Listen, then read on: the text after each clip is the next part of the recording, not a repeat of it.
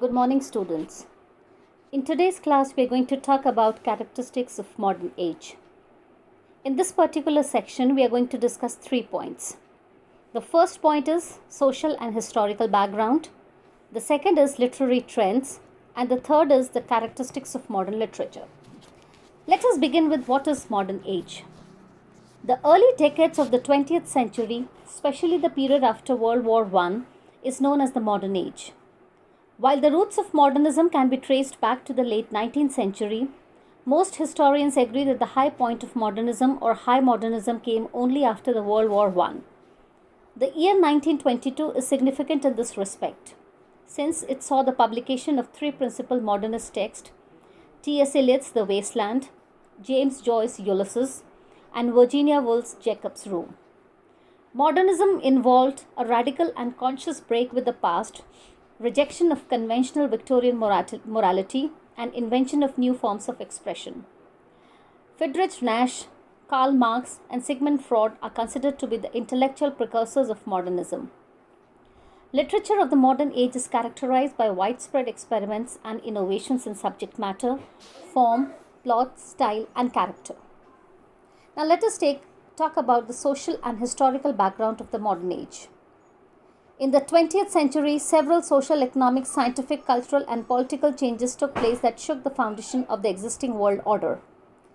Developments in the field of science and technology, electricity, radio, telephone, cinema, and transportation system, rise of industrialization and capitalism, suffragette movement, feminist movement, all these combined to usher in the modern age.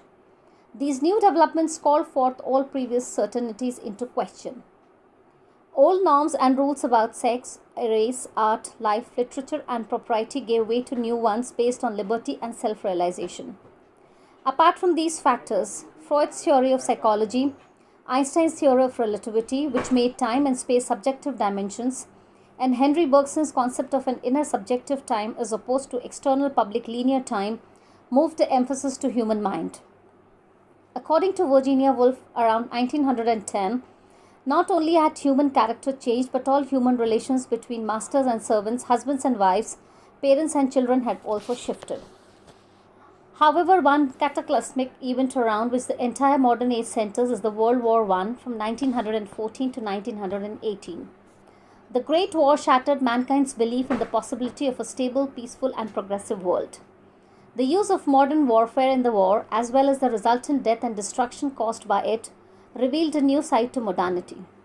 The war also caused a shift in the nature of power relations and trading patterns. Modernist writers felt betrayed by the war, which gave a hard blow to all the traditional institutions they had hitherto believed in. External world no longer provided any answers or meanings, and hence writers retreated within. The changing world order necessitated the creation of new forms of writing in accordance with the complexity of the modern age, thus giving rise to modern literature. Now let us talk about the literary trends or the movements of the age. The first literary trend of the movement prominent was Imagism. Imagism was a moment in modernist Anglo-American poetry that originated in 1912. It advocated the use of free verse, common speech patterns, and clarity of expression through the use of precise visual images as a reaction to Victorian sentimentalism. Ezra Pound, Amy Lowell, Hilda Doolittle, Richard Allerton, and William Carlos Williams were the main proponents of this movement.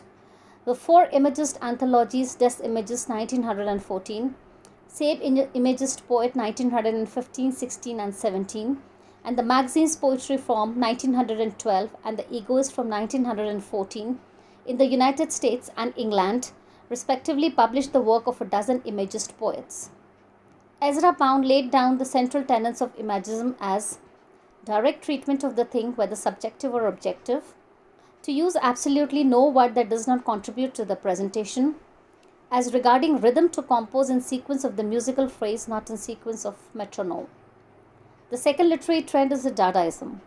Dadaism was a literary and artistic movement that emerged in 1916 as a result of disgust with the brutality and barbarism of the World War I. The name Dada, French for hobby horse, was selected by a group of artists, Tristan Tazra, Marcel Duchamp, Marx Ernst, and Man Ray, to symbolize their emphasis on the illogical and the irrational. Dadaism sought to negate traditional artistic values and deliberately eschewed meaning. It used nonsense and ridicule to emphasize the meaninglessness of the modern world. The movement was short-lived and ended in 1923, though it influenced later movements such as Surrealism. The third movement is the Surrealism. Surrealism was a 20th century literary and artistic movement which gained momentum after the Dada movement. It inherited an anti-rational sensibility from Dadaism. It emerged in Paris as a direct result of the publication of André Breton's Manifesto on Surrealism. Breton's earliest manifesto defined Surrealism as psychic automatism. It categorized Surrealism as a philosophy based on the belief in the superior reality of certain forms of previously neglected associations, in the omnipotence of dream, in the disinterested play of thought. It was shaped by Freud's theory of the subconscious. Surrealists believed in the superiority of the irrational, the unconscious, and the unexpected. They revolted against all controls and restraints on creativity through techniques such as automated writing, self-induced hallucinations, and exploitation of dream trance states. They aimed at revolutionary human experience by freeing people from the clutches of false rationality. Apart from Breton, other major figures associated with the Surrealist movement were Louis Aragon, Salvador Dali, Paul Elrod, and Pierce Reverde. Now, having discussed about the social and historical background and the literary trends and movements of the age, let us take the characteristics of modern literature. Avant-garde is considered to be the hallmark of modern literature. While in French it is a military term meaning advanced guard, here it refers to the position taken by high modernism. It represents challenging the normative, pushing the boundaries of the status quo, and creating new artistic forms. Avant-garde artists reject tradition and undertake to make it new. The second point is, in modern literature, the focus shifts away from external reality to the inner reality of the human mind. There is greater stress on the psychological dealing of the literary character through narrative devices such as the stream of consciousness and interior monologue. The third point is, there is a shift in focus from teleological ways of thinking aloud time to time as fluid, discontinuous, and non-linear. And the last point is, language becomes condensed, plots non-chronological, and narrative consciousness shifts away from impersonal, omniscient to personal, subjective. So students, in this class we have talked about what is modern age.